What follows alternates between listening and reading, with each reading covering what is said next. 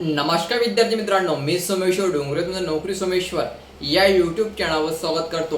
तर मित्रांनो, आताची व्हिडिओमध्ये आपण अमरावती कलेक्टर ऑफिस अंतर्गत भरती निघालेली आहे। यामध्ये वसतिगृह अधीक्षक, शिपाई यासारख्या वेगवेगळ्या पदांचा या ठिकाणी समावेश असणार आहे। ही भरती कशा प्रकारची असणार आहे, जर तुम्हाला या ठिकाणी अर्ज भरायचा असेल तुम्हाला काय करावं लागेल याबाबतची सविस्तर माहिती आपण या व्हिडिओमध्ये पाहणार आहोत। तर यासाठी तुम्ही हा व्हिडिओ शेवटपर्यंत पाहायचा आणि चॅनलवर नवीन असेल चॅनलला सबस्क्राइब करायला विसरू नका। तर ही भरती माजी सैनिक मुलांची वसतिगृह अमरावती या ठिकाणी भरती होणार आहे। तर बघा याची संपूर्ण माहिती बघा मित्रांनो, जिल्हा माहिती कार्यालय अमरावती यांच्या फेसबुक पेजवर ही पोस्ट टाकण्यात आलेली आहे।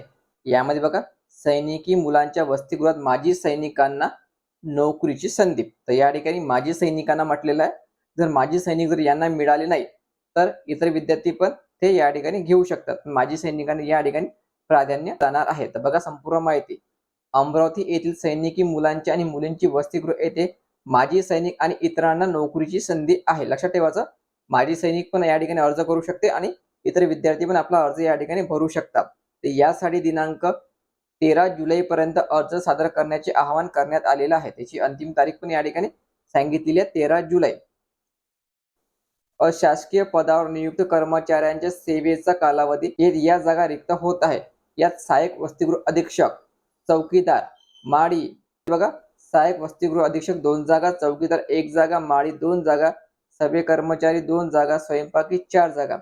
ही पदे माजी सैनिक संवर्गातून भरण्यात येणार आहे। सदर पद ही अशासकीय निवड तात्पुरत्या स्वरूपाची व एकत्रित मान्यत्वावर आहे। ठीक आहे, म्हणजे तात्पुरत्या स्वरूपाची तुमची नियुक्ती या ठिकाणी केल्या जाणार आहे।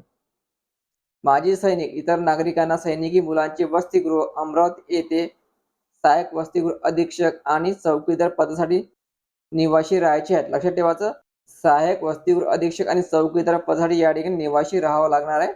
इच्छुक माजी सैनिक वीरपत्नी, माजी सैनिक पाल्य इतर नागरिकांनी अर्ज आवश्यक कागदपत्रासह दिनांक जिल्हा सैनिक कल्याण कार्यालय अमरावती येथे सादर करावे। ठीक आहे, तर तुम्हाला जिल्हा सैनिक कल्याण कार्यालय जे आहे या ठिकाणी तुम्हाला अर्ज सादर करावायचा आहे। याबाबत अधिक माहितीसाठी हा नंबर दिलेला आहे मित्रांनो, या नंबरवर तुम्हाला संपर्क करावा लागेल।